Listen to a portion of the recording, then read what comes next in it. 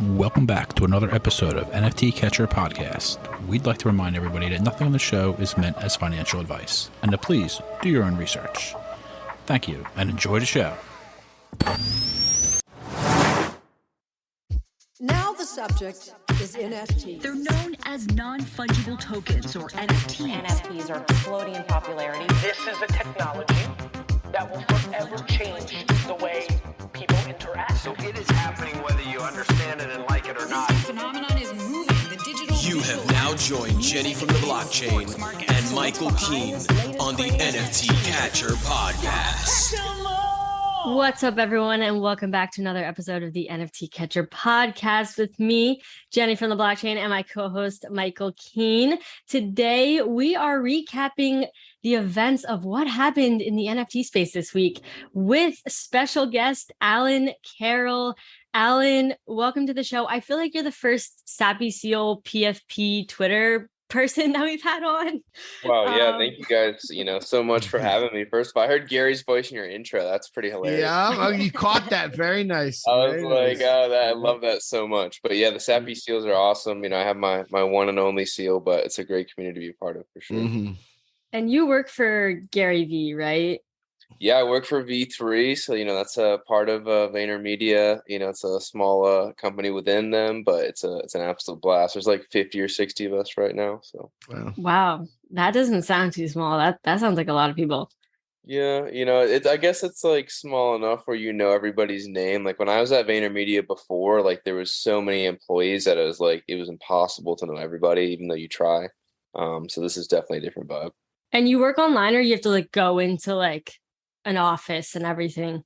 Yeah, so every so often, I'll hop up on the train and hop up on Amtrak and go to Hudson Yards. But for now, it's fully remote, and that's also very nice. I have no complaints. Nice. That's pretty nice. Yeah, remote is like the best thing that is like that is the best thing that has happened from COVID and everything. Just like all of a sudden, all these jobs are like, oh, people can just work remotely, and it's great. I love working remote. But yeah, anyway, let's get into the topics here. Actually, before that, I am kind of curious how you got into NFTs, because I'm always kind of curious on, people we have on the show, whether it's guests or interviews, like how they got into NFTs. Was it Gary V that introduced you, or how did you get into the space? I definitely the art side of NFTs. Gary and his crew kind of introduced me to. I heard like them talking about Bored Apes and stuff like that. But I first got into NFTs through a thing called Sorare.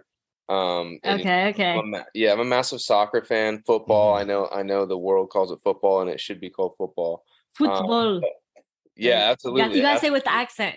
You do. I don't know if I'm cool enough for that. It's like I don't know if I have that kind of level, but yeah, I just love soccer so much, and that game has kind of blown up in the past few years. They partner with the MLB and partner with the NBA, and just really excited to see what they do, and it's just a lot of fun from a user perspective. So nice.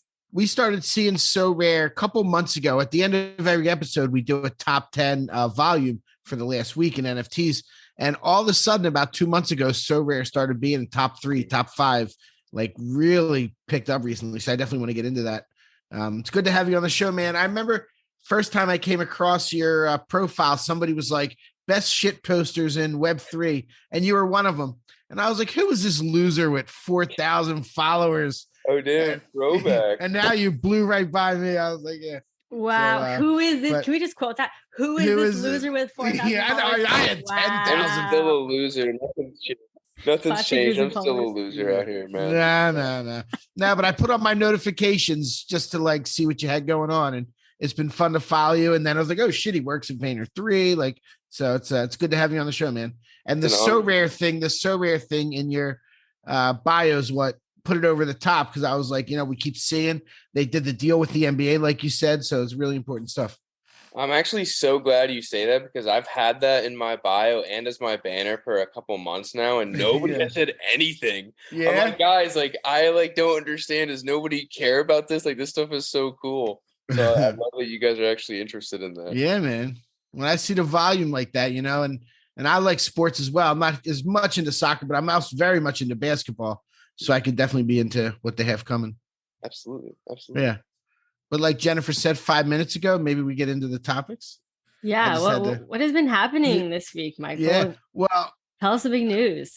Well, I sold that Izu 101 I talked about last week. It was out there for about 7-8 days. Sold for 4.2 ETH. It's nice to take a win in the bear market. You would sell it for 420. Yeah, that's kind of what I was trying to go for. It's the highest Izu sale that's happened.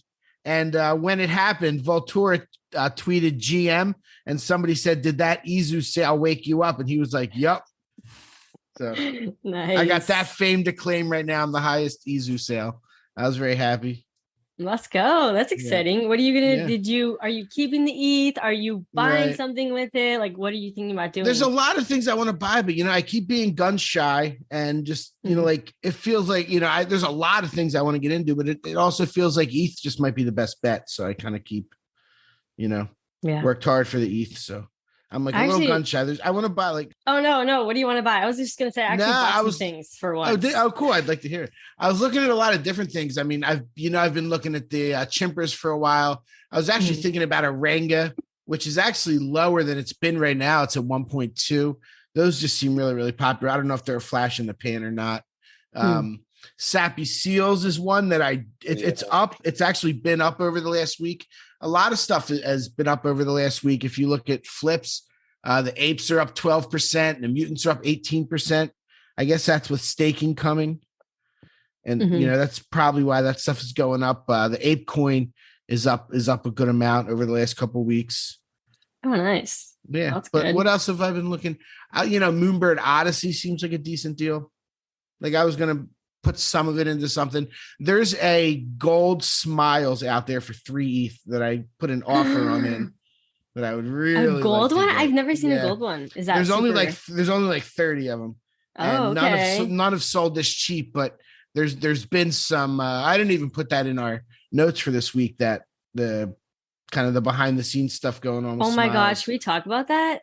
Yeah, probably should. Are you a Smiles fan? Alan, I don't know if you've do you know about Smiles, Wahid, that whole project? I've heard of that project. I'm honestly not a big trader right now. For sure. I'm not a big trader right at the moment either, but was for a long time. But you're like, yeah, so Smilesverse came out over a year ago. This amazing artist, Wahid, a young kid, came from Afghanistan to the US by himself, put together this whole thing. And the project did really well. Like I have a whole bunch famous. We had him on the show, him and one of his guys. And I guess there's been a falling out, and there was a lawsuit filed, and the guy was spending money frivolously. Not Wahid, not the artist, but this is all alleged. I don't know any of the details, but the floor went from like 2 ETH down to like 0.1 over the last few months. Really? Yeah. Oh yeah. Yep. But really cool. We love the people. I actually reached out to Wahid this week and said what's up, and he wrote a nice message back. Oh, yep. That's nice. Yeah, I was like putting WETH offers out there, but nobody was taking my bait for for Smiles, and I'm such a low baller too. So like, but I was like, come on, somebody's probably going to. People are getting rid of them. It's a shame. Yeah, I know. It's crazy. Like, I was like, what did I buy my last one for? I guess I bought it for like 0.8, and now it's like the floor is like 0.08. I'm like, oh my God, how ironic. Yeah. But yeah, so I tried to buy Smiles this week, but I couldn't because nobody accepted my offers. But I did put offers on some other things. You know how I'm kind of like obsessed with the crypto crystals, like from 2018.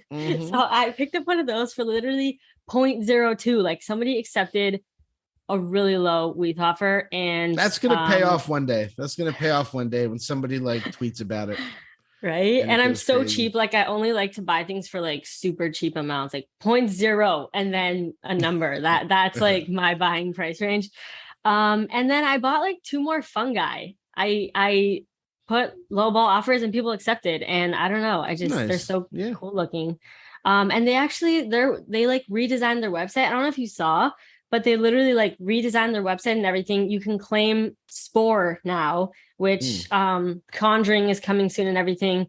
And so, yeah, I don't know. They got some stuff happening. And then what else did I get? You're on a shopping spree.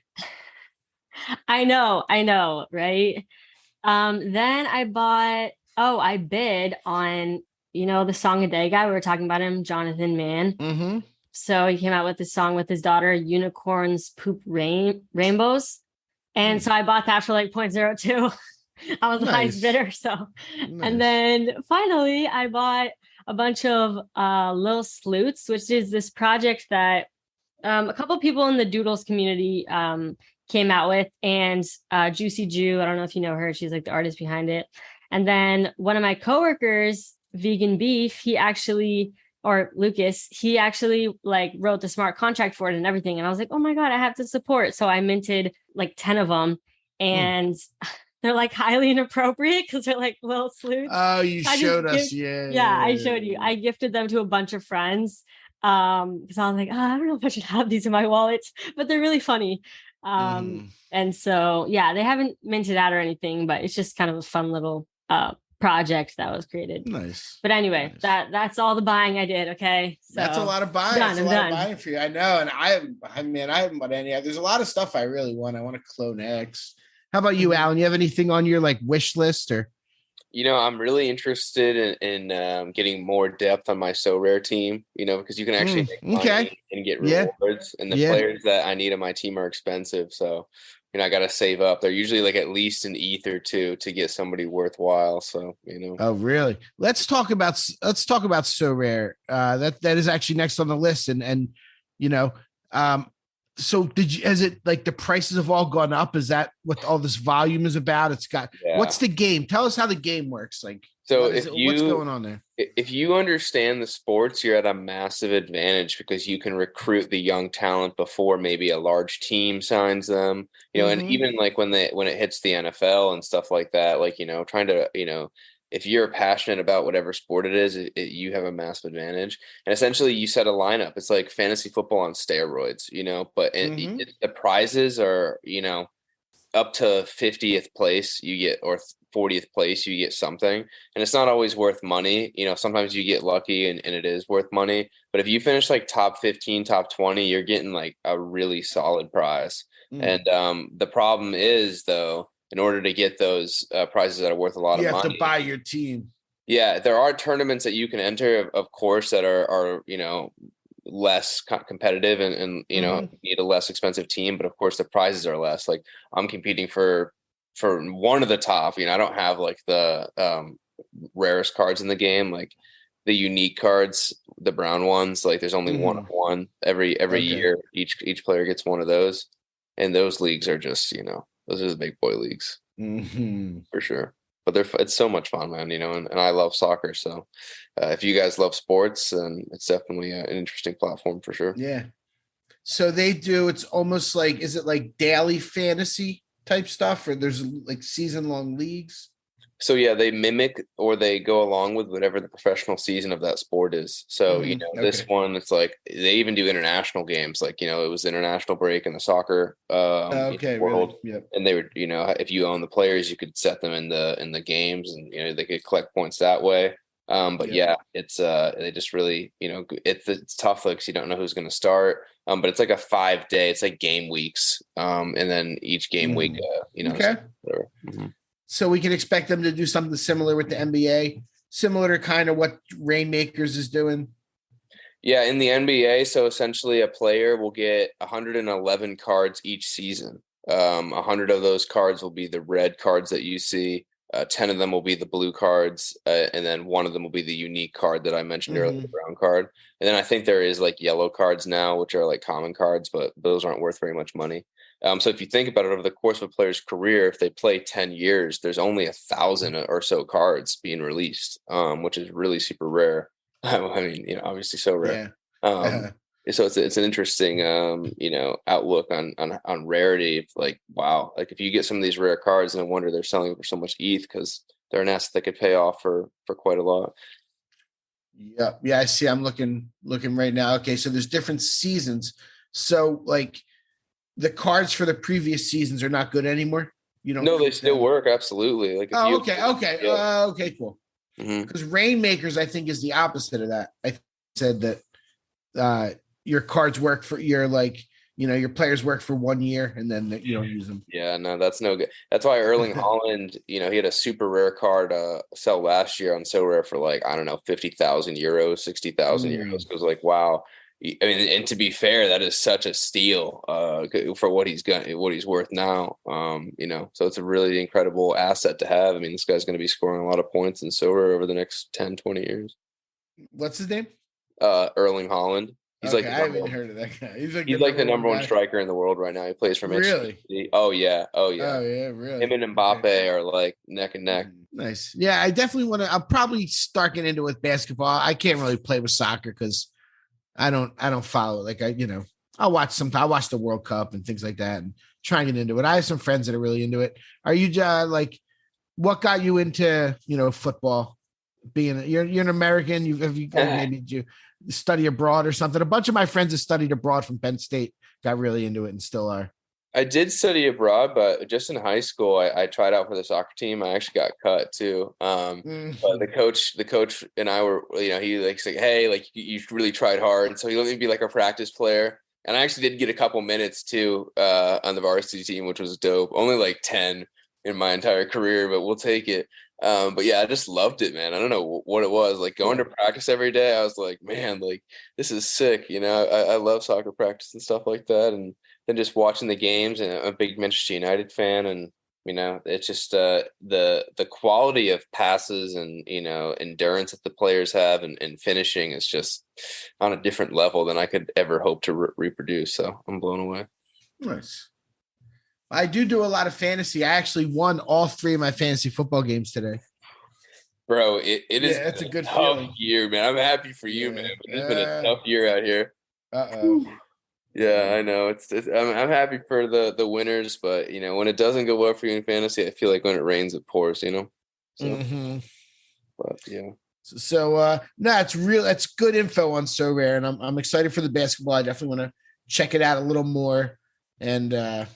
Yeah, no, I'm. It's interesting, and I appreciate that. Jennifer, you be keeping up with the Cryptoys? They're about to. I'm sure you have. Yes. Yeah. My sister, as you guys probably know, is head of community for Cryptoys, and they're getting ready to launch soon, and they're actually going to be doing closed beta testing soon. So.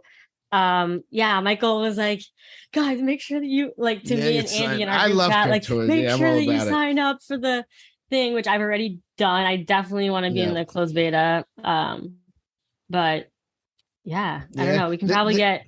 No, we should. We definitely should get someone on whenever they want to. But I got some info about it if anybody's interested. About a year ago, Alan, I don't know if you know Cryptoys. There's a million projects out there. We have kind of some that we talk about that our community's into. But are you familiar with Cryptoys? I'm not. That's okay. No, okay. It's good. It's a good project. They're having a YouTube live Tuesday, 9 p.m. Eastern, which I'm excited to tune in. Is Steph hosting that? Probably. Cool. Yeah. I'm looking forward to that. They're only going to sell their like Cryptoys cubes are what's coming out. $39.99 each. There's a bunch of different rarity levels and cool things with it. So we should keep people updated. About a year ago, the Cryptoy Classics, all 3 of us, me, Andy, and Jennifer, have one. They airdropped. If you were in their Discord, like in the first week or whatever, do you know what it was? Was the first week or a couple weeks? And this was a year ago, and those are still holding their value, like 0.2, 0.22. Yeah. So Cryptoys, they're built on Flow, and it's like this whole like literally they have like a 50+ person team, and they're basically building kind of like these like smart like AI stuffed animal looking characters and stuff, and you'll be able to interact with them and everything. And it almost like I don't know, I always kind of think back to Webkins. Like I don't know, Alan, if you ever played Webkins growing up, but I freaking loved Webkins so much. And Cryptoys kind of reminds me of that. But just like playable collectibles, and so they, since they were kind of building and so far out, even they just decided to kind of reward some of the early people in their community with these Polygon pixelated NFTs that were on Polygon. So, and that's what Michael was talking about. But I think some people in our community are also like, they found out about Cryptoys when we had Steph on the show, and we can get I'm sure we'll get some of the founders on closer to the launch date so they can talk about it, which will be exciting. I like that price point too. Like the 30. Yeah, it's like 0.3 or whatever it is. Yeah, $39.99. Just like that is how you onboard people into NFTs, like not like expensive Ethereum NFTs. It's like that's more the future. So I absolutely love that. And Flow, you mentioned Flow. I think Flow's awesome. Vayner had me do a little like mini research project, and I gave a little mini presentation to the team on them, and just the projects that have been on them, and the blockchain itself is definitely very interesting. So Ticketmaster chose them for their NFT tickets. I mean, isn't that what Top Shot is on? I mean, like they have like it's pretty cool. It's it was more than meets the eye. I'm not gonna lie, I wasn't as involved, but it's definitely good to know. Yeah, it was interesting because Dapper Labs, that's like, the parent company of NBA Top Shot, like they built the Flow blockchain because they had launched CryptoKitties on Ethereum, and just the way that they were trying to do it was they wanted it to be accessible, a bunch of transactions happening. And we all know that all of a sudden gas fees just spike up when that happens. And so they wanted to build a blockchain where people could mint and transfer and do all these things without having to pay all these fees. So they built Flow, and literally the first, NFT project on Flow was NBA Top Shot, which they created as well. So yeah, but Flow is very exciting. I feel like a lot of people are building on Flow. I'm excited to see what comes out with Flow. And I feel like we're just kind of scratching the surface with Flow. I think we've seen a lot from Ethereum, but I think we're just starting to scratch the surface and see what people can really build on Flow. Absolutely. What's one thing you found out about Flow that really surprised you when you did your deep dive? I like that they had a disagreement with Vitalik, and instead of, when some people face adversity, they kind of like be like, at least we tried. And they were like, nah, we're going to go build our own blockchain. It's like, that's kind of like, well, you have some commitment in your vision, if you're like, you believe in that much to go do that, because that's not like going to do some whatever. Like that's like a massive task to try and execute. So that's what I was most impressed about for sure. And that's why I'm so bullish on them. So nice. Let's talk about Vayner3. Some people might say I'm a bit of a Gary V fan. He's the one that introduced me to number NFT. One fangirl. Yeah, number one. He's the one that introduced me to NFTs. I have a FaceTime frog. Literally, he introduced me to NFTs. We've had him 2 times on the pod for 5 minutes each. We interviewed him at VCon in his private suite. And did you know Jennifer was a moderator on the main stage of VCon? That's badass. I mean, not trying to brag, but yeah, they flew her in first class. Like it was nice. I know, it was pretty bougie. I was like, oh shoot, nice hotel. Yeah, these tiny purple carrots and everything. Like for the Jennifer, meal. I'm sure you can attest. I heard that the speakers were treated very well, and that the event was, abnormal, and that everything was on time, and it was like actually organized. That's actually yeah. Oh my god, I literally was thinking that. Like I couldn't stop thinking about how well organized, because everybody knows throwing a big event, that's so hard. I've been to so many events, like a lot of entrepreneur events and everything, and it is not easy to stay on time and for things to be well organized, especially when they had I forget how many, I think 5 different stages, 4 side stages and a main stage. That is hard to do. And yeah, I was really impressed with that. I will say one thing. It's really nice when you get to go in the VIP entrance like Jennifer did. And I had to wait for 2 hours in the rain on Thursday morning. But that's besides the point. What's that? You waited 2 hours in line? Yeah, the first day we got there super early before the gates opened. And everybody knows you don't get there early, you get there There was late. a line around the stadium. You should have got there late. And then it started raining.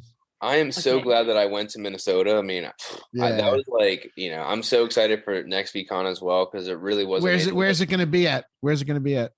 Look, I don't know. Ooh, tell us. This is what you got to tell us. I don't know where it is. I have no alpha, but it wouldn't surprise me if it was in Canada, because just when we were there, he said that there were so many Canadians that showed out, but what they did mention was that there's so many people that want to host it. So it's what is it going to be? It's going to be incredible because there's so much demand, right? So it's it's going to be subsidize us. Yeah. Right. Exactly. Yeah, absolutely. Absolutely. Yeah. Cool. So working at Vayner3, I heard you say you originally worked at VaynerMedia and then you moved over to Vayner3, I guess. And so kind of what's it like? And then I want to ask, like, I know some of the companies that you're like that you're consulting for, I guess, Budweiser and Johnny Walker. Like, what's it look like? What do you guys plan for somebody like Budweiser? I know they're beer.eth and they're doing their thing, and like what's come? What's the thought process? How's that all?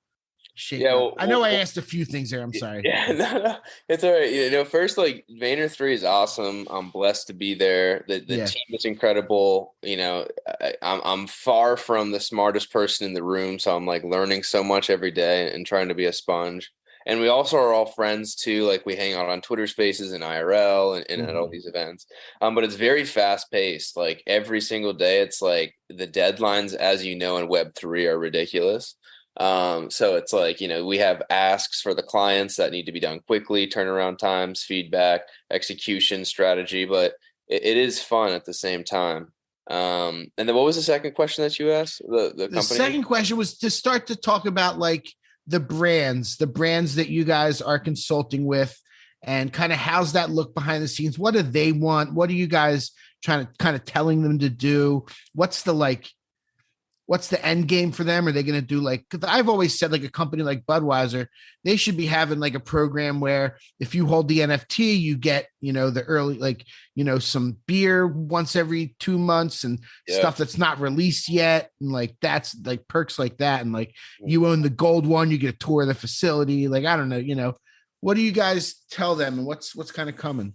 Yeah, I mean, we have a strategy team that absolutely crushes it, and you know, people that are really, really good on the client side. You know, I'm just a copywriter, but from what I do know is that look, these companies like Budweiser and Pepsi and whatnot, they've been around for a long time for a reason, because when they see the writing on the wall, it's like this is where we have to go. So, you know, I think their goal, to our understanding, is to try and, you know, do something really cool and unique and plant their flag in Web3 and really immerse themselves in this space. And you know, it's really exciting to see them jump in and different, you know, the creative challenges that, you know, we have of executing in Web3 is fun. It's like, this is a new space. Like we're doing things that haven't been done before. So that for brands to trust us with, you know, their name to execute it is a privilege and an honor for sure.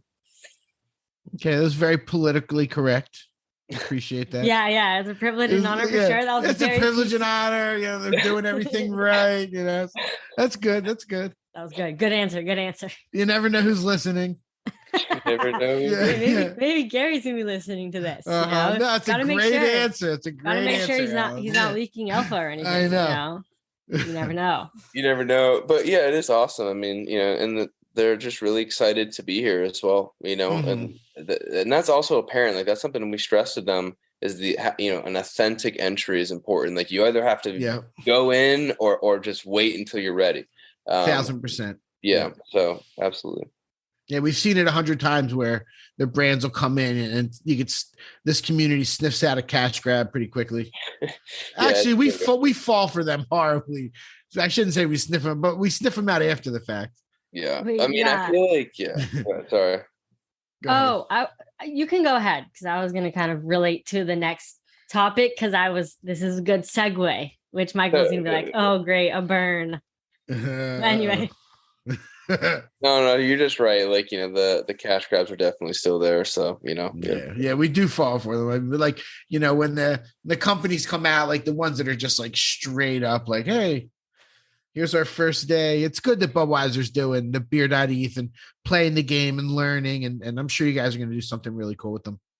Yeah, and they've only, you know, I don't even remember when they entered Web3. You know, they have plans. You know, the good thing about these large companies is that they do have, you know, you would think a blank check down the road to do cool things and lead by example with utility. Like that's what we really want to see, you know, down the road from everybody. Is like, you know, what is the utility that is going to be offered? And exactly. That's still a learning experience. And you know, large companies take time to do things, and you know, so at this point they basically pay like a retainer for like consulting, I guess, is because they're not making money on it. That's just kind of Yeah, absolutely. We're kind of, we are a Web3 consulting service, and, we can help them. They have their World Cup stuff going on, which is going to be big, which is exciting for them as well as a company.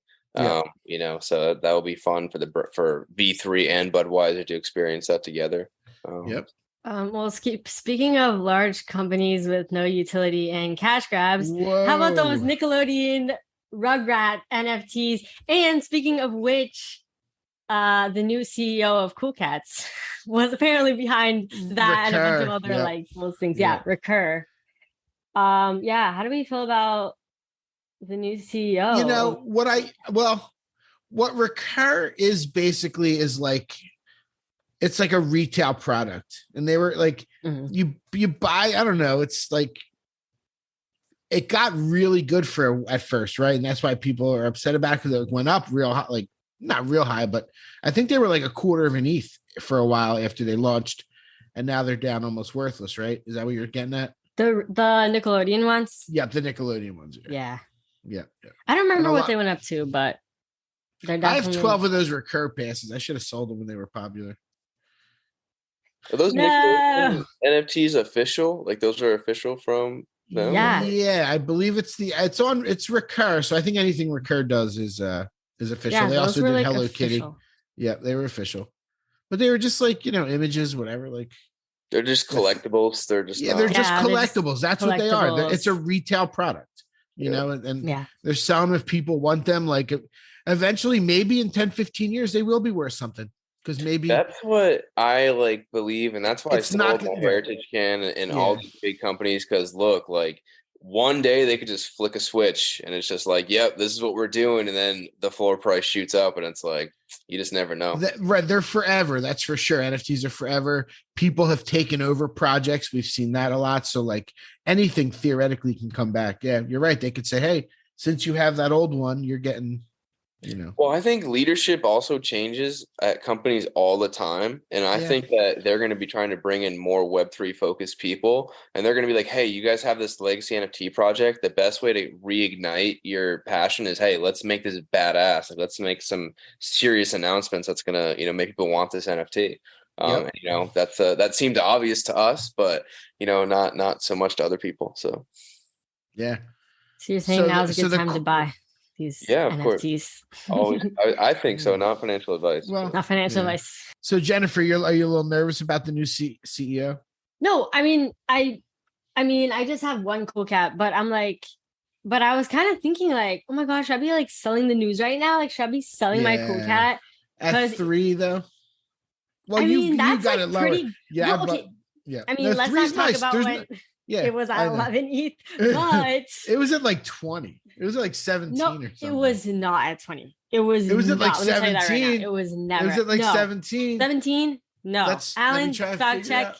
I was up there. It was like 16 and a half, maybe. No I don't know. way. It was up Alan. there. Yeah, are you kidding me? Cool It definitely was. Yeah. It was at least 15. Like, it was really high. It was really high. I don't know if I remember that. Well, they were like a blue chip. People were like, oh, they're a blue chip NFT. I know. But I don't remember them getting that high. Like, yeah, bear market was, or the bull market was cool. Jennifer, it got up to 16.4 on January 31st. And ETH was like ETH was like 3,000. That's a $50,000 Cool Cat. That's worth like 5,000 now. Oh my, that's so crazy. That's what it is. Yeah, it is. That's what I don't want to think about when I'm thinking about my NFTs. I don't want to think about how I could have sold it for $50,000. Yeah, I mean, Doodles let's not talk about Doodles, which was like a 25 ETH floor at one point. Yeah. Let me look at what that high was. Doodles. Oh, great. Doodles flipped the mutants at one point. If we talked about that on the show. Doodles was. Yeah, I know Doodles was in their euphoria phase when I was thinking like maybe they were gonna flip Bored Apes, and I was like tweeting it out, and then Franklin was like, "Oh yeah, you tweeted that. Yeah, that's right. Yeah, it got up to 24.9. Okay, wow, pretty solid. Yep. When ETH was at what? Like, solid. That was that was May 6th. That was actually relatively recent. How about that? Mm-hmm. That was May 6th. It got up that high. Wow. Only what a difference a few months makes. I know, man. It came down as low as the lowest it got looks like 7. This is the lowest it got in June 13th. So it took 6 weeks. What's it at now? I never know the floor prices stuff. It's all good. It's at like anymore. Just under 8. Just under 8. Okay. 8, yeah. Okay. Well, that's fine. Honestly. Yeah, it's fine. That's a solid. You're not on Flips.finance like 10 times a day like I am. I literally watch it constantly. I leave that to you. I leave that up to you. I'll be out. It's like one of my bookmarks on my phone. I'm like, oh my God. I know, it's weird. You're obsessed. I'm like a stats guy. I'm obsessed with the stats. I just like seeing what's happening. Speaking of stats, apparently Jules is worth $700 million. I'm not sure. Yeah, apparently. I know. Yeah. Good for them. Good for them. $50 million raise. Azuki says they're looking at a $30 million raise. 1.4 billion valuation or something like that for Azuki. Oh my God. That's what people said. I was like, no way. That one I don't even get. Like, I don't want to be anywhere near that one. I think because the far east market is just so for sure bullish, it's so giant and untapped. It is. So Did Zagabond hand over the smart contract, or he's still Zagabond's still the guy. Oh, still the guy. And nobody cares. They're just like, whatever. Like they do though. Let the scammer have the money. It's fine. Another one that went up this week. We had OSF on. You probably know OSF, Wrecked Guy. For sure. Yeah, we had him on. So he tweeted that he is. What did he say? He's gonna get a tattoo when the floor hits 1 ETH. And he's not going to cut his hair until 4.2 ETH on the floor of. Oh my God! Yeah, no, he's not going to. So it went up. It went up like a whole bunch. How much did it go up in the last week? Let me see here. Pretty creative. They want him to get the tattoo. Yeah. And for some reason, MFers is up 50% in the last week. Damn. I don't know. Someone heard Sartoshi's coming back or something. I have no idea. Doubt it. Yeah, Wreck Guy's up 25%. No, he's not coming back. He's probably somebody else that we know. I know. They all are. Like Beanie's probably one of these guys, like that are out there making projects. Could be our chick. Yeah. Docs, once they find out who you are, it makes it difficult, Yeah. So. For sure. That's why it can never be us. We're all docs. Yeah, I love it, honestly. I like being docs. Yeah, I'm not trying to be anonymous. I'm not good enough to be anonymous. If somebody wants I'm not like good enough to hide it. Like someone will be like, you're Michael Keene. Because also Michael will be like, where do you live? Oh yeah, I literally live like on the corner of this street and this street. Like during the podcast, I'm like, bro, like why do you say like where you live exactly? Well, like it always baffles me. I'm like, oh my God. I gave a giant intersection near my house, but yeah. Like, yeah, I live in this city. And I always walk around in my NFT catcher t-shirt. Yeah. Like, just come find me. Yeah. Yeah. Anyway, if Michael disappears, we know why. But oh man. We won't manifest that. We won't. Getting dark up on this one. That's okay. What else is happening? Tyler Hobbs, did you guys play around with his website at all? The Tyler QQL? Hobbs. No, did you? Yeah. Are you minting one of those? No, probably not, because the Dutch auction is starting at 50 ETH. We made it. Who did we make a bet with on that? Oh, where it would go down to. Shoot, who was that? It was a guy. It was a special guest. It Menace to NFTs. What's his name? Oh yeah. Was that who it was? Society?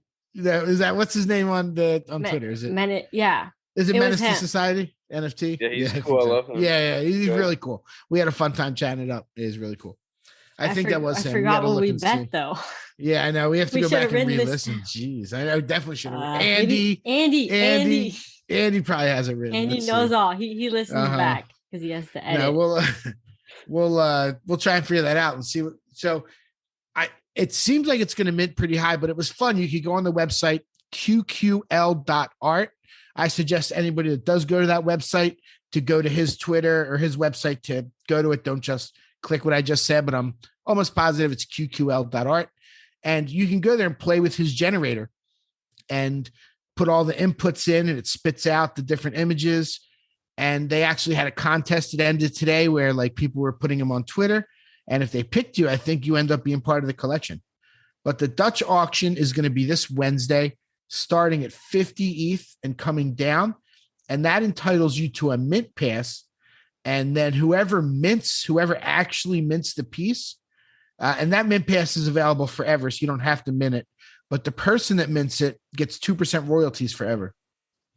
Wow. Yep. Wait, person who mints it gets 2% royalties. Yeah. So if you get a mint pass and mint your piece from the collection, then I can only imagine they don't like it happens like on OpenSea. If somebody goes pseudo swap and goes around the royalties, I'm sure you don't get it. But when royalties come in, you get your piece. Wow, that's so interesting. Yeah. That just, my brain automatically went to like all of those like compromised wallets or lost seed phrases where people don't have access to their I know there's going to be a problem with anymore. that.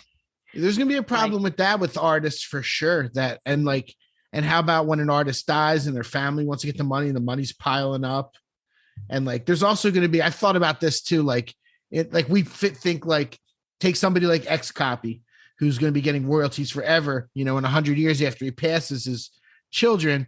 And like, they could actually like sell that wallet to somebody who wants to so like that, like music, like the Beatles, like Michael Jackson bought the Beatles music and that kind of stuff. Like people will buy those smart contracts and like, they'll be like some like billionaire collectors, like I own the X Copy smart contract, and gets royalties every time that stuff sells. And there's a lot of weird stuff that, it's cool. And it's cool and it's not cool. You don't really want that to happen. You want it to go to his family. But what if they sell it for 25 million or something? Like who knows? Yeah, that's interesting. Yeah, that will happen for sure. Yeah, absolutely. Those smart contracts will be for sale, just like they are now for the projects. Like that's how projects switch hands. They sell the smart contract. They sell access to the smart contract. Maybe they'll auction off the what else contract. is like PFPs with famous people will also be more valuable as well. Like this person owned that at one point. Right, exactly. Like me, like my doodle. Yeah, this is a Jenny from the blockchain doodle. Yeah. I mean, imagine that doubles the price doodle, at least. Obviously it goes for a premium. I mean, it's not a floor. So that every time I look at that, the more I look at it, it's like that's literally like a portrait of you. Like for some reason, like I see you in that doodle. Wow. 100%. She has purple hair a lot too, so that's I don't think you do now, though, right? Well, one time I accidentally dyed it brown after dyeing it purple for so long, and then I just kind of messed it up, so I had to start dyeing it brown again. But I wear purple a lot. Like I'm wearing purple. Represent. She was known by the purple hair for a while. Now people just know her. Everybody knows Jenny. You go places with her at these NFT conferences. It's like, oh my God. People freak out in the streets. Gotta love Web3. Okay. I don't know about that, but that's what I see. I need to wear my shirt for anybody to recognize me, but they do when I wear the shirt. Yeah. They're like, Michael Keane. Yeah. Yeah. Are you Michael Keane? Yes. Like, and they always know your last name too, because it's always I feel like it just goes together, Yeah. It's a good last name. I have a good last name. I like it. 10 out of 10. Yeah. Great last name. Everybody seems to call you Sutton. You ever see it written? Your name gets written a bunch of times. Or they say like Sutto. They always say like Sutto. It's like it's pseudo, like Sue Toe. Jennifer Sutto. That's funny. No, I just ignore it. Like sometimes, I'll be like on someone else's like podcast or show, and they'll say it wrong. I'm just like, whatever. We'll just go with it. No comment. 30 minute hard stop. Yeah. Suddenly, I don't have much time for this anymore. Yeah. Actually, I'm getting a call. It's emergency. I like it. So let's move down the list a little bit more. So I put Sappy seals on here, and Alan let me know. He's like, I have one. I'm not like the expert on the whole thing, but I was looking at it. They were like 0.6 a couple of weeks ago. Now they're 0.8, and it's one that there's a vibe around. Like that's undeniable. And it seems like one that could end up at multiple ETH. Who knows? Like there could be another crash. Like I don't know, but like it's one that I was looking at, and then I was looking at it, and it said there's only 1,600 owners. and 6,500 of them are in one wallet. And I figured that must be something to do with staking. I just found that a little weird. Oh. Thought you might know, but I don't think you do know. So if any of our listeners happen to know. Yeah, I don't have the whole scoop on that. Yeah. For sure. Yeah. Because I do only have my one seal. It's not like I'm a seal whale. But yeah, it's a seal whale. That's an oxymoron, a seal whale. Yeah, there's some seal whales out there for sure. Seal whale. But yeah, man, it's a lot of fun. Or is it a whale seal? A whale, so whatever, to each his own, whatever. Okay. Potato. Yeah, but seal I love whale or a whale seal. The seals are fun. It's a vibe, and building for the future too. Like again, like just building a really solid foundation and community, and now like whatever direction the brand wants to go in, they have a really loyal fan base. So it's be fun. Nice. No, it does have a good vibe around it. The community seems a lot of fun. I could definitely see that one doing well. It's a nice value under 1 ETH. Look, I'll always be showing them love because like they definitely were really awesome to me very early on. And look, I love the memes and they're heavily invested in memes. So, I'm very bullish on memes as a template in general. So it'd be awesome. Cool. And so Jennifer has a show coming up on. Oh, we have a new sponsor. We just recently started taking sponsors for the podcast, and we have a new one that's really cool. Yeah, and Jennifer has an event, a show. Do you want to talk about it?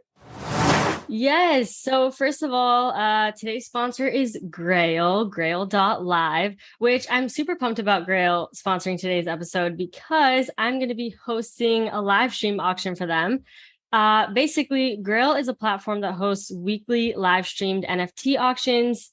So basically what they do is they auction off NFTs, and then the auction will be live for a whole week. And the last half hour, they'll do like a whole live stream show. And they'll have different people on. So they've done a show with AJ Vaynerchuk. AJ auctioned off some Vayner sports passes. And then Michaela, who we had on the show last week, she did a live stream auction with Alexander Taub, who's the co-founder of Goblin Town, and they auctioned off some goblins. And so, yeah, I'm super excited because I'm going to be hosting an auction with Betty from Deadfellas, and we're going to auction off some Deadfellas. So the live stream is going to be on grail.live. It's also going to be on their Twitter, and then I'll retweet it too. So it'll be on my Twitter if you guys want to see it. But on Tuesday, September 27th at 4 p.m. PST. So if you guys want to come watch, I'll make it a fun time. It's going to be half an hour. Yeah, it's just going to be a great time. And if you want to bid on some of the Deadfellas NFTs, then you can. If you just want to come to watch and hang out, then you can do that too. But yeah, it'll be a blast. So I'm definitely going to watch. I try and watch anytime you put out content because it is stellar. Wow. Nice. But I was actually looking at some of their old auctions, and like they auction off a bunch of cool stuff. These auctions are probably going to become more popular, but like there was a Clone X that sold for 5.79, which is below. You could get really good deals. Yeah. I if you like that, I'm like, yeah, keep an eye, and there's could be some arbitrage room. If not, don't bid. But like if there's a lot of they do a lot of cool projects, and they don't have to be connected with the project. Like somebody could, like I assume, like if I contacted them and like, hey, I'm going to auction off my Bored Ape, like that's something they'd probably right. Yeah, you could do that. Yeah, I definitely placed some bids. We put a reserve. Put a reserve on that. We're not going to. Yeah, I mean, 100 ETH minimum for your Bored Ape, obviously, but because I own it, just like your doodle. I probably double floor because of the provenance. Exactly, you got that celebrity status. Exactly. And maybe they'll, they could be co-hosts. They can take over your job if they win. Really? Excuse me? Really? Oh, yeah, actually, yeah. What? Are we looking for a new? Honestly, no. First of all, Michael and Andy are literally, I was just thinking about this yesterday. They're the best people I could ask for like a podcast team, because let me just shout them out really quick. Michael, every week, always prepares topics. He always knows everything happening, even when I'm like, oh shit, I don't even know what happened this week. Like Michael knows everything, which is so great, so clutch. And then Andy is like, he does like, oh my God, he does so much. He runs our Twitter. He edits these. He's recording this right now. He edits them. He does the descriptions. Like he just like does it all. And yeah, Andy just like deserves so much. We appreciate Andy. But yeah, and then I'm just here, I'm just here. I guess I contact the guests. You get our best guests. You get not our best guest. Alan's our best guest ever. Excuse me. Yeah, you got Alan. Yeah, that's actually rare. You never really get people on the show. I know, because everybody responds to you. Like, well, just like let's let you. Yeah, Michael's like, why don't you message them? I'm like, okay. Get the board PFP. I know it helps. It definitely helped. When I put my board 8 PFP on last May, I think I probably had 200 Twitter followers. Damn. Nice. So it definitely helps. 11,500. 11,500. Yeah, 5,000. Wait, no, I remember. No, but you finally. I remember you said let's try and get to 10K. I know when we started, I was at 3 and you were at like 11, and now you're at like 30. How do you remember all this? Like I don't know how you remember these numbers, but I guess you're just the numbers guy. Yeah. I'm a stats guy, numbers guy, always have been for sure. I could tell you like batting averages from the 1993 Phillies. Oh my God. It's weird. Yeah. Well, also, since we did start accepting sponsors literally this month, like we started, if you want to sponsor the show, you can email us at nftcatcherpod@gmail.com. Once again, nftcatcherpod@gmail.com. So there we go. Andy's going to get a whole load of junk emails now. Yeah, I love your show. You can send that to Andy if you want. Or you can put a review on Apple. We stopped getting podcast reviews because we stopped asking for them. Right. That's what we learned. Asking you shall receive. But if you don't ask, then you shall not receive. So, we tested it out, a theory. We didn't ask this whole month and nobody has written a review, which is totally fine. But if you've been enjoying this show, and you've been enjoying the guests we bring on, and you like listening to the show, please give it a review on Apple. Obviously 5-star. I mean, if you want to do 4, I guess that works too. But please don't ruin the 5-star streak. Anyway, write us a review. We always read them on the show. We always read them first thing because we get so excited. They're always appreciated. All right. Back to the topics. All right, back to the topics. I've been listening to the We Do a Little pod. Do you guys know the one with Deez and Andy? They just started doing it. They're only like 3 episodes in. I enjoy it. It's good. They're both very smart. Andy, I find really, really smart. Like he's kind of laid back about it, but he's really smart dude. They've had a lot of good people on, but they were talking about the Nounlets. Like they're into the nouns. They were talking about the Nounlets this week. Do you guys know about the Nounlets, what they're doing? So the Nounlets there's 100 of them. They're auctioning off one every 4 hours until they reach 100. And they're up to like number 12 or 13 right now. It's going to go, you can just go to nounlets.xyz or whatever, but go find the real, nounlets.wtf. But like I said, go find the real website from them. Any website I ever say, don't just type it in. Like that's really important in this space. Go find your own websites. But that's really fun to watch. I've been watching it. They've been going off right around 1 ETH, a little less, a little more. But so each one gives you 1/100th ownership in one of the nouns. That's worth like 70 ETH. So they're going for a little bit more than what they probably should. Ownership? Yeah, like fractional ownership. From like fractional.art, which is Andy's site? Or they changed the name of that to Sarah. Oh yeah, I forgot. Did you see that? Yeah. What did they change it to? To Sarah, TESS. Damn, I really liked fractional.art, not gonna lie. TESSERA is what they changed it to. Why did they change that? They probably because I think they want to do more than just fractional. All right, fine. That makes sense. Kind of like when you guys went from Vayner NFT to Vayner3 pretty quick. Yep, had to. yeah. NFT's getting like a bad rep. I'm like NFT, right? Well, it's such a small part of Web3, right? Yeah. Sure. Yeah. That was a good move. So I've been watching that. And one thing I didn't know about the actual nouns is that they auction one a day off. You know, for how long? How long? Forever. When did they start this? They're into like 450. So it's like a year. And wait, I think this was my boss, Christian, the CEO of Evaluate, I think he was talking about this because he's like obsessed with like either the nouns or the little nouns or something like that. Okay. But like, I don't know. He was like trying to tell us about that. Like, I heard of the little nouns, but I don't know about them. But then I've been watching the nouns, and they go for like 70, 75, and 1 out of every 10 they don't auction. They just put in a multi-sig wallet for the founders. That's how the founders get paid. So the money from the auction every day goes into a treasury, a noun treasury, which now has 30,000 ETH in it. Oh my God. Wow. Yep. Or about almost $40 million. I remember the I don't nouns. know. I don't know what they're going to do with it. I just kind of started learning. Like, yeah, I heard about the nouns a while ago and looked at them and knew they were cool and knew they were really expensive and knew it was exclusive. But when I listened to that last episode of We Do a Little, they talked a decent amount about it. So I kind of dug in, and it's really interesting. I wish I had one.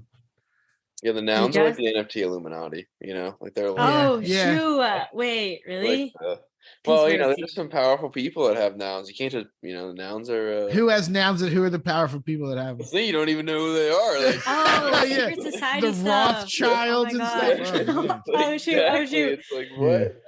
Wait, no, but do you guys know that the one of the founders, or like I guess I don't know if there's multiple founders, there probably is, but one of the founders of Nouns, like he used to be a huge punks whale, and then he just like got upset about I think like punks bleeding out and then like them not like responding to him for stuff and whatever, and he literally like fire sold a bunch and it was like a huge deal. Do you guys remember that? Was that Punk 4 something? Oh, yeah. And he has a noun in his profile picture, but his username's still like Punk something. I remember that. I remember that happened. Yep. That was like a year ago, maybe. Something like I want to that, say. Yeah. Oh, was it Punk 4156? Yes, I so remember that. When that whole thing was going out, it was like major drama. Like he was really fire selling just a bunch, and they were like good trades, and he was just like floor, and everyone was like, what the heck? But helps people out, I guess, if you could some of those. True. Give them back. Have you ever wanted a punk, Alan? I don't like repping expensive NFTs, I don't know. Oh, okay. You like to stay underrated? Yeah. So if the seals blow up, you're gonna change? You're gonna sell it? That'd be crazy. That'd be a difficult thing to, because I don't know. It's because I do have some expensive ones, but I keep them, so. Oh, what? Which ones? I got my mutant, and then I got somehow lucky. I minted a coda from the one land. Good for you. Snap. Nice. Got a couple of those hiding around for right now. You have any GOO V friends? I have a V2. I don't have a V1 yet. I'll get a V1. Absolutely. Yeah. And you need to have one for sure. Yeah. I don't even have one. I don't have any Gary V NFTs. I have a whole bunch of the V2. I have like 15 of the V2s, and one of the V1s. I had two, but I sold one kind of early on, and that's what the first V1 that I sold. It was actually a Keen Kingfisher, believe it or not. That's why I bought it, because it was Keen, and sold that for like 5.2 ETH or something really early on, and it was able to turn that into my Bored Ape and Punk's Comics and all that stuff I minted like back in the heyday. So I always give Gary so much credit. I told him that on one of our FaceTimes. Told him that little story. Yeah, he really does have an impact on people. He sure does. The energy is unmatched. I don't know how the hell he did. He met like 5,000 people. Like the meet and greets at VCon were insane. I know. Yeah, I couldn't believe that. Because mad respect to people standing in that line. Because like, I'm sorry, I don't care if it's Rihanna. I am not standing in a long line. I don't know. People were standing in. I saw people in an hour-long line to get like a T-shirt from the Deadfellas. There was a lot. There's people willing to wait. I think Gary has had a profound impact on people's life. So they're like, you have the opportunity to go talk to him for even a few seconds, see him. It's like, that's what it is for sure.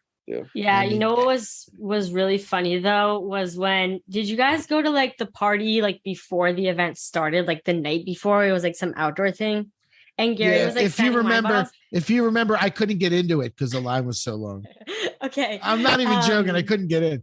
So yeah, not trying to brag, but I just made it right on in because VIP. We know, VIP entrance. We know. So, but no, what was so funny to me because I was like, I don't know, I'm always obsessed with like human behavior and like I studied psychology in college, have a psych degree and everything, and I'm like, I always love just like observing people, right?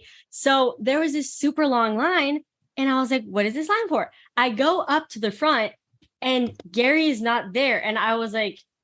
I like had asked someone, I was like, well, what are you guys waiting in line for? Someone at the front. And they were like, oh, Gary, he was signing a bunch of things here. And now he's over at this other station, but we think he's going to come back. I'm like, the event ends in like 30 minutes. Like he's not coming back. And they were just kind of like, and then I was like, okay, let me not crush their dreams. So I was just like walking the whole line and literally I felt compelled. I was going up to people. I was like, hey, just so you know, like Gary's not going to be signing anything. Like you're not going to get to Gary. Like get out of this line. Like I was trying to save them and they didn't believe me. They're like, and they would like send someone to go up there and see. Yeah. I'm like, yeah, Gary's not signing anything. You're literally waiting in a deadline. And they were just like, but people, if there's a line, people will stand in it. Like that's just so fascinating to me. People will literally just stand in line. They've done studies. They've done studies of that, and they do it at like the mall and stuff. And people just get in lines. I know they'll start lining up like sheep. It's really funny. I've seen that. Yeah. So I felt so bad, but then it was also kind of like funny. But then it was also kind of like sad. But kind of random story. But that first day was definitely interesting. That outdoor party. Definitely tough to get in. I walked into the V3 crew, so we were fine, but I don't know. It was wild times there. Michael hates that. I was out there with VGF, who's got some clout, and he was like calling people, and we couldn't get anywhere near it. We just like hovered near the front, and then somebody recognized. Like I was with like the chief of staff at the time, so they were like, "Oh, that's okay." So. I would not have been able to just been like, I'm coming in. I was with more important people than myself. That's how I got in. Make no mistake. Funny. Yeah. That's the key. Yeah. And speaking of shouting Gary out for meeting all those people, when we had our first FaceTime, him and I asked him if he wanted to come on the podcast, and he promised that he would give us 5 minutes from the floor of VCon, and made it all happen. And he had us like go down to his suite and came in and did a nice interview. It was really nice. So he's definitely a man of his word. And and he will help people that like are on the path themselves. Like, and I think this is something that's important. He really does. Yeah. Like people are not miracle makers. You know what I'm saying? It's like you guys have to be showing the ambition to go execute, and then it's way easier for somebody to help you versus just being like still and expecting somebody to give you a massive push. To do something. So you guys are already crushing it. I'm not even surprised that you guys, crushed that interview as well. Like I gotta check that out. Episode 59. Episode 59. I had to go fact check. Was that the VCon one, or is that the VCon one is episode 59. The one of your FaceTime is episode 34. Cool. Hell yeah. The FaceTime was a little better. I did a little better. I kind of froze up, I think, a little bit in the VCon one. I didn't love it. Yeah, and I wanted to ask a better question. It's okay. Maybe we shouldn't have confessed that we were like nervous and stuff. We'd only meant to ask all those questions. We were like in the suite underneath the bleachers. Like there was like D-Rock was filming us. I was like low-key fangirling about D-Rock. They shut the thing, made it all quiet. It was nice. It was really nice. It was just awesome of him to set that all up. Yeah. I would be nervous too. I completely understand. Yeah. Do you get to talk to Gary, meet Gary? Yeah, so what they do is if you've been there for a little while, you can schedule a one-on-one and you get like, 10 minutes or so. So I've done that a couple times. Nice. And I try not to, I just have do it once a week. I need another one-on-one. Yeah, no, I honestly have talked to him like about Sorare, about memes, about that's cool. About like a chief meme officer kind of thing at Vayner. Okay. Yeah. That's fun. Speaking of chief meme officer, Jennifer, did you see what I tweet? You did put eyeballs on it. What I said about the doodles. I won't. Oh yeah. That's interesting. Michael wants me to apply to work for the doodles. Yeah, they're hiring for marketing manager. Yeah, I mean, why would that's her current job. They should be bringing people from in the community. Yeah, you'd be. I mean, you have an awesome job, but you'd be amazing at that. Mm-hmm. Well, thank you. First of all, I do have an awesome job. I will say I do really love my job and everyone that I work with. But yeah, I don't know that there's probably a lot of people applying for that, which I did see. There's a lot of positions. I'm like, wow, they're really hiring. And it's based in Miami. It says. I didn't know they were based in Miami. Wow. Miami. I definitely want to move to Miami so bad. Oh yeah. Just really want to move to It's Miami. nice down here. It's nice down here. The Keys are the best. Wow! Don't make me jealous. The Keys are the best. On. The Keys are the best. Yep. Which keys? Which keys are the best? Well, I've only been to one. I've been to Key West. Okay, I mean Key West is awesome. Party town, great food, great to get out on the boats. I mean, we're an hour and a half door to door to Key Largo. So there you go again. An hour and a half from. See, now people know they can backtrack. Okay, an hour and a half to Key Largo, and then they figure out all the other places that you said and how far the distance is. You know.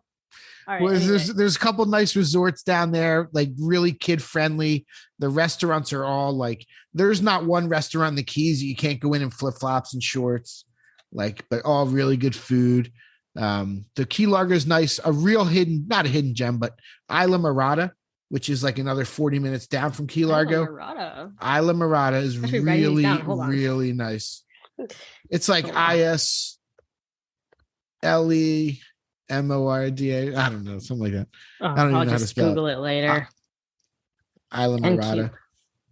Yep, that's beautiful down there. I mean, the whole way down, it's really nice. Like, lots of cool stuff to do. The Keys is just awesome. And getting out on the boats, going snorkeling, fishing, whatever you want to do down there. It's cool. Yeah, I love island vibe. Like, and just everyone's tan and like. Everyone's just cool. Like, I don't know. Well, it's just so cool. It is Florida too. You got to remember it is Florida too. I know. I love Florida. And the Keys, they're all cool. Yeah. Florida's like the best, in my opinion. Florida's like my favorite state. I like Florida a lot. Florida's, I mean, I live here. Florida has this reputation though, and sometimes for good reason. We'll say that. I know, for like being crazy and stuff. Like crazy people live there. A little bit. But that's okay. That's not the worst reputation. Yeah. Okay. All right. What other topics do we have? Okay. So I saw Damien Hirst is displaying his 4,800 NFTs that are, I mean, his, the real physicals in London right now in his gallery that are about to be burned for the currency. Did you get into that currency at all? Alan, you familiar with that was Damien Hirst? I'm definitely familiar with who Damien Hirst is, and I'm a fan of pieces, but I did not get in. No. Yep. So this was over a year ago, and he dropped. It was called the Currency. They cost $2,000 each.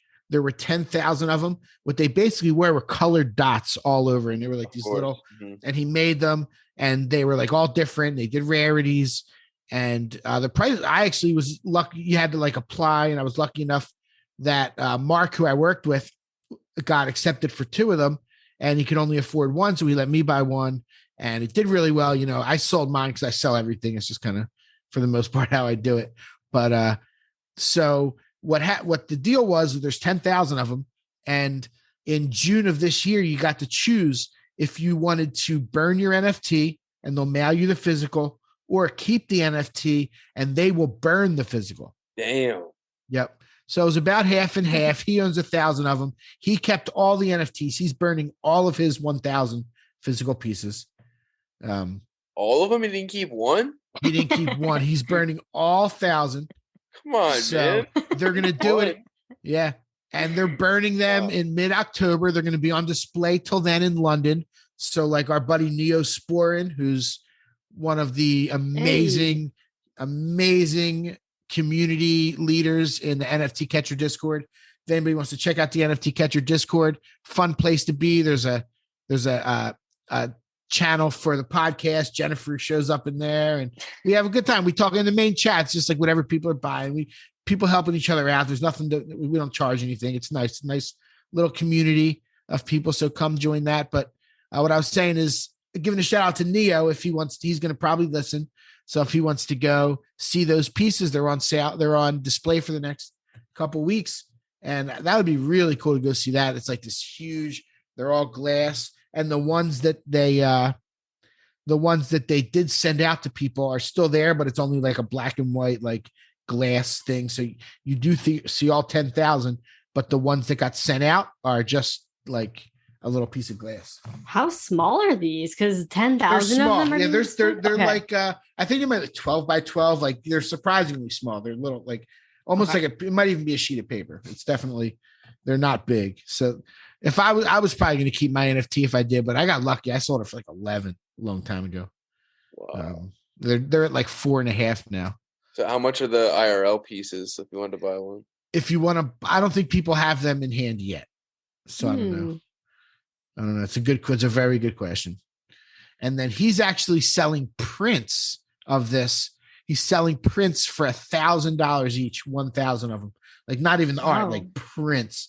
Quick $1 million, just like prints. Prints of what? Like prints, of detailed close-up of what the currency piece looks like. So it's like not an actual currency piece. It's like a close-up of it, if that makes sense. So it's probably like and I'm not sure if all 1,000 prints are the same or not. They probably are. Oh, okay. Yeah. So he's make a quick mill, right? Pay for the gallery. Probably cost $1 million to house them for a month in the gallery, and just like sell some prints. Yeah, we'll just sell some prints. Let's live at 1,000. Bring in a mill. Yeah, 1,000 each for a print. Not bad. Are people gonna pay? Because it's not an NFT. Like people don't throw around USD like that. I know. I don't think it probably is not the NFT people that are going to buy them. I think there are people that collect his prints.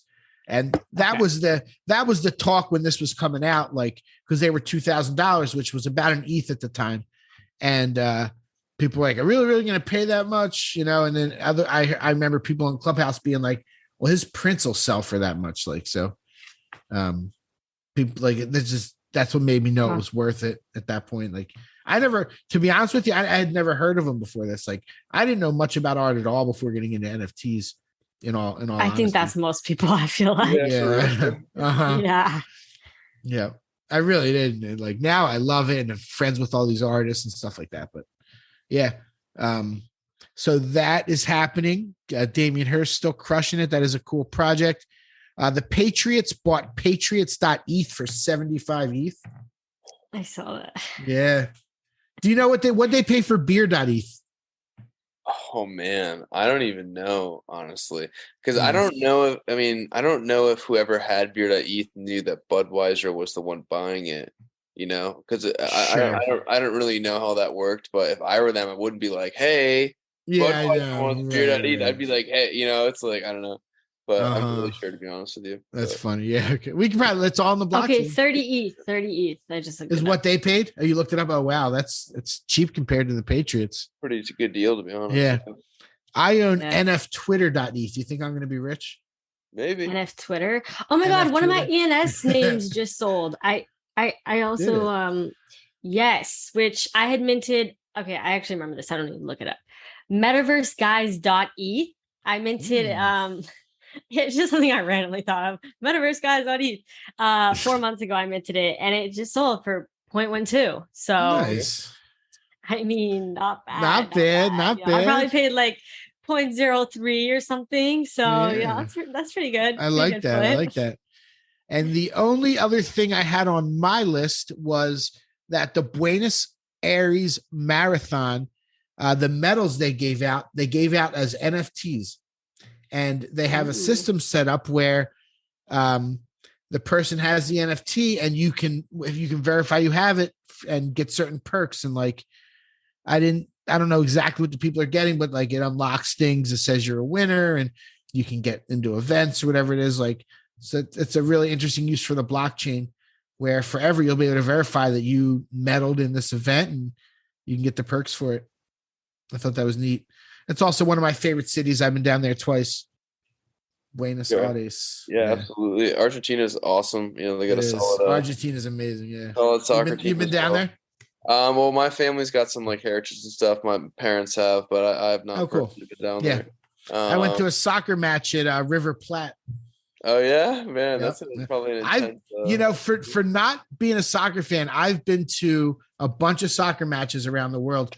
I went to a game for Nacional in Medellin, Colombia, and that was wild. Like they had like the cops that were there. It was actually a tiny bit unsettling. They were dressed for war. They were like RoboCops.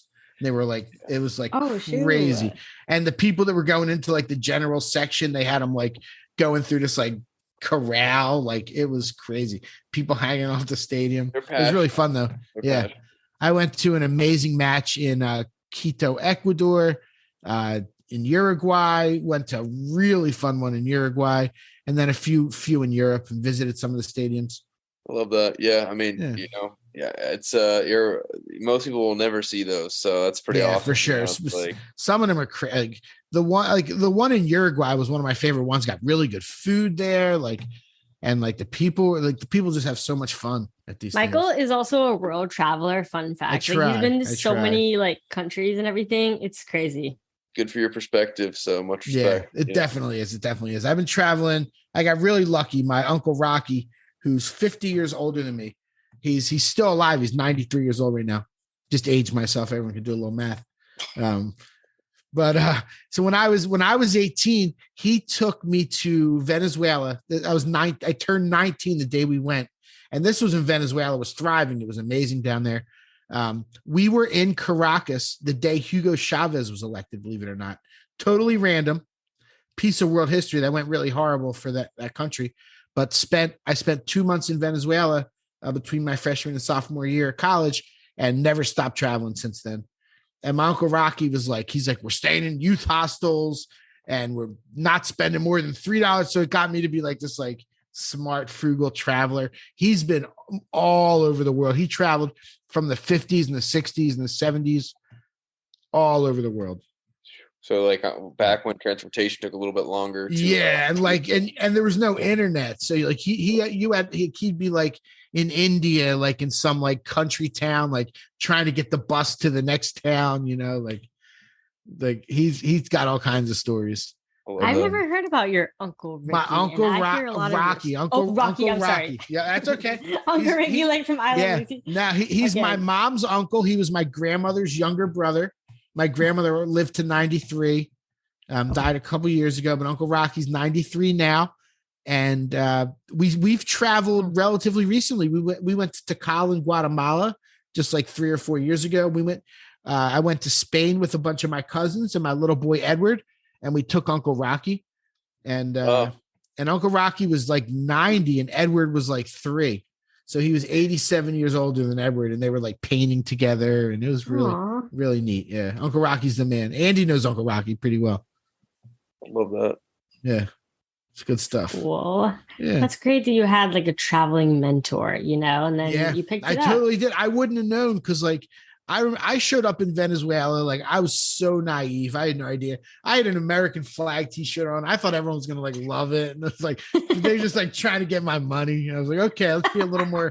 Now when I travel, I'm like plain t-shirts, plain shoes. Like, yeah, I was so naive. And then it was a real learning experience. And it was awesome. Learned, went all over the country, went into the mountains and into the Caribbean and just never stopped since then.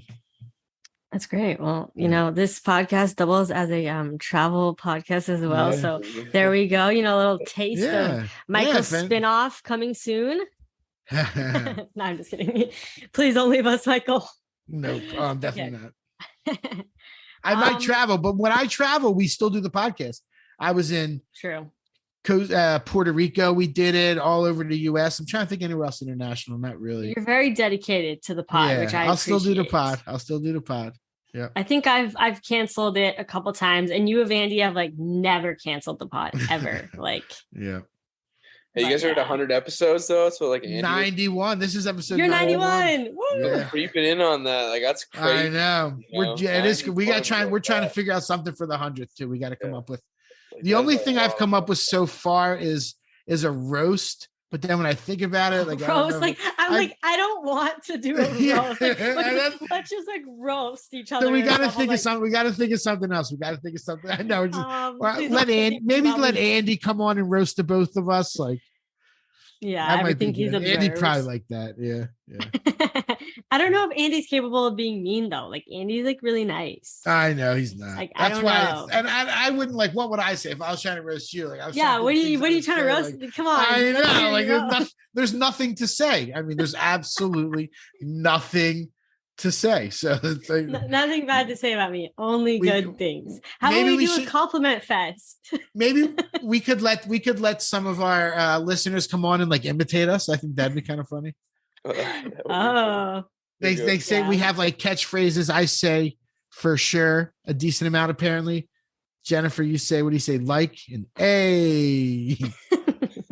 Yeah, apparently. Yeah. Alan, what do you think is a good idea to do for our 100th episode? I mean, you could definitely ask your audience as well. You know, I don't know, maybe mint like a special NFT and like, you know, I don't know. I don't really know. It's tough. Like that's such an accomplishment that it's like we're actually right now, just so y'all know, we're getting free Vayner3 consulting at the moment. So continue, please. Yeah, thinking of some strategy, you know, just like something unique, like what's like memorable and monumental that you'll always have. Like NFTs are forever. So like, yeah, like maybe a POAP on steroids that adds some value, utility. Like, oh, this will be like a guest on the podcast. If you have this NFT, you know, you'll be a guest on our podcast. Something like that. Wow. That'd be kind of cool if we actually start giving guests a POAP or giving them something. Like minting them something. That's actually that really would be idea. so thoughtful and nice.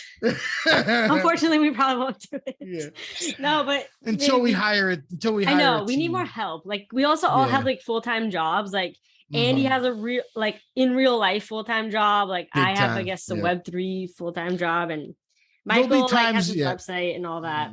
But there'll be times we're recording this. Yeah, we're recording this. Andy will be like in like the server room at Penn State. Like, I love that. Awesome. Yeah, very dedicated. We're all dedicated. We all definitely. I mean, to get to 91 episodes and barely missing any is pretty awesome. Content creation's fun though. I mean, like it's awesome once you guys have the groove figured out too. Like getting started is like the most challenging part, and then once you guys have it figured out, it's just grinding it out. And as you can tell, this is a highly entertaining podcast, and it is. You guys have an agenda. Like you guys have it figured out. Honestly. So that's what's up. That's what's up. Well, I really appreciate having you on, man. This was a lot of fun chatting it up, and you bring a lot of good perspective and a lot of good experience in the space. Thank you for coming on the show. Definitely.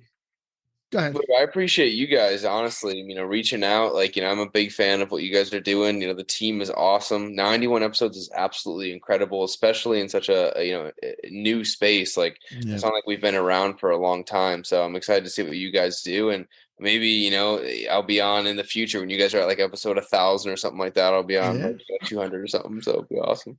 Yes. Nice. Yeah, we need to do some reunion episodes. That would be fun. Yeah, because we usually. I also think we should we could do reunion episodes and even like bring like multiple people on. I know like that's that how we I used thinking. to have like that might even not know each other or whatever, and have like a kind of more like a reunion panel or something. That would be fun. Just so much happens in Web3, right? Like a year or two from now, like what is it going to be like? Where are we going to be? It's like, true. Yeah. We'll be talking about the NFT. Oh, go ahead now. Finish. We're good. I was gonna say the NFT that like you buy it and you get on like a cruise ship to Mars or something. The utility will be insane. Imagine that. Like when we're talking about the utility in 2022 versus like 2025. It'd be absolutely awesome. Is there any closing thoughts? Any last minute things you want to say before we wrap this up? Oh no, just shout out to you guys. I mean, absolutely crushing it. Content creators in Web3 are very important. Support them. Leave a review on this podcast. Absolutely. And just much love to everybody who's here in Web3. Cliche, we're still early, but still have a long way to go. So nice. That was great. Okay, Michael, do you want to close us out with the top 10? Yeah, I have it up here. So at the end of every episode, we go to Crypto Slam NFT collection rankings by sales volume over the last 7 days. I think you're going to like the number 3, Jennifer. Number 1 is Bored Apes. Number 2 is Mutants. Those are both doing really, really well. What's higher number than 3? Normal. Number 3 is Gods Unchained on Immutable. Which really? you play. Do you still play? Really? Yeah, I played freaking like 5 games like yesterday. They did 5 million in sales. It's 100% increase over the previous 7 days. There were 7,200 buyers and 175,000 transactions, which is more than NFL all day and twice as much as Sorare in transactions. Wow, good for them. Sorare is number 4. There we go. Sorare, we're out here. Yeah. Sorare is number 4, 4.2 million. NFL all day is number 5. They're doing really well since the NFL season started. ENS is number 6. Azuki is number 7. That Project Heads by Matt Fury, which we actually haven't talked about. There's like 1,000 of them. They're these cool drawings. They blew up to like 3 some ETH, and they're down, I think, to like 1.5. But that project got tons of volume this last week. CryptoPunks is 9, and Other Deeds is 10. Well, there we go. Yeah.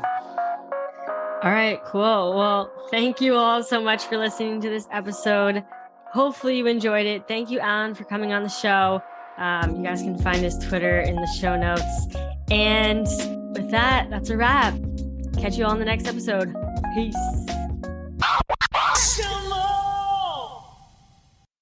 Thank you for tuning in to the NFT Catcher podcast. We hope you enjoyed today's episode and learned something new about the exciting world of NFTs. If you enjoyed today's episode, please take a moment to subscribe to our podcast on Apple, Spotify, or wherever you listen to your podcasts. And if you really love what you're hearing, please leave us a rating and review on your favorite platform. If you want to stay up to date with the latest news and insights from the NFT space, be sure to follow us on all the socials at NFT Catcher Pod. You can follow Jennifer at Jennifer_pseudo and Michael at NFTicket. I'm your producer, Andy, and I'm at AJC254. Our theme song's by It's Just Los. We always appreciate your feedback and support, which helps us reach more people and bring you informative and engaging content about NFTs. We look forward to bringing you more great NFT content in future episodes. Thanks for listening. Peace.